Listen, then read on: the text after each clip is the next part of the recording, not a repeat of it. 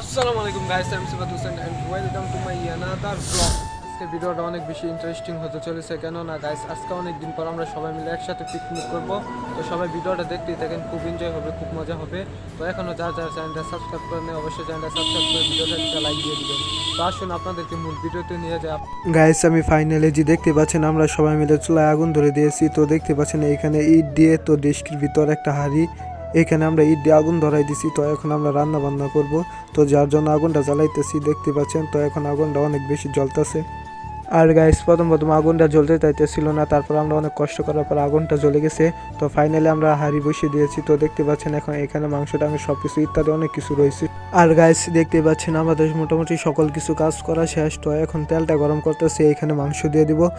Guys আপনারা দেখতে পাচ্ছেন এই যে আমরা এখানে মাংস দিয়ে দিলাম। তো দেওয়ার পর অনেক শব্দ হইতেছিল, আমি একটু সাউন্ডটা কমিয়ে নিয়েছি। তো দেখতে পাচ্ছেন এখানে বাবুর্চি রান্না করতেছে, তো আমরা পাশে দাঁড়িয়ে আছি। আর গাইস আপনারা যদি একটু মজা নিতে চান তাহলে অবশ্যই আপনারা সবাই সকলে মিলে আপনারা একসাথে পিকনিক খেলবেন, আপনাদের আশা করি অনেক ভালো লাগবে।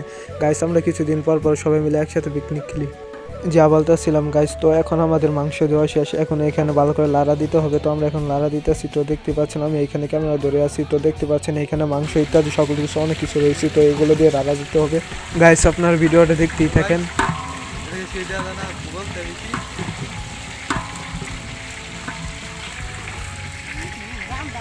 গাইস অবশেষে অনেকক্ষণ কষ্ট করার পর তো দেখতে পাচ্ছেন আমাদের মাংস প্রায় ভাজা হয়ে গেছে। তো এখন এগুলো নামাই ফেলতেছে, আপনার ভিডিওটা দেখতে থাকেন। আর গাইস মাংসটা ভালো করে না হলে তো বিরিয়ানিটা তেমন মজা লাগে না, যার জন্য মাংসগুলো আমরা ভালো করে কড়া করে ভেজে নিয়েছি।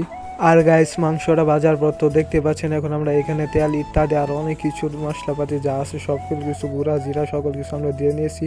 তো এখন আমরা রান্না করা শেষ। তো দেখতে পাচ্ছেন এইখানে একটু উপরে কয়লা দিয়ে দিতেছে বাবুর্চি, আর আমি এইখানে একটু আগুন তাপাইতেছি যেহেতু এখন শীতকাল।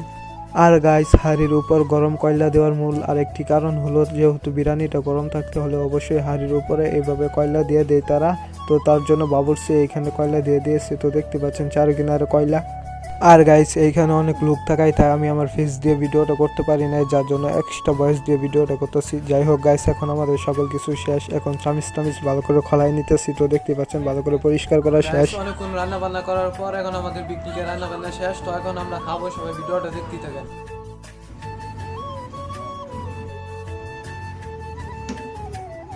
মজা মজা লাগে। এত কষ্ট করে রাঁধছি, পিকনিক করছি, মজা লাগতো না? গাইস অনেকক্ষণ কষ্ট করার পরে এই যে আমাদের বিরিয়ানি ফাইনাল হয়ে গেছে। গাইস অনেক মজা, অনেক কষ্ট করার পর অনেকক্ষণ পর আমরা বিরিয়ানিটা পেলাম।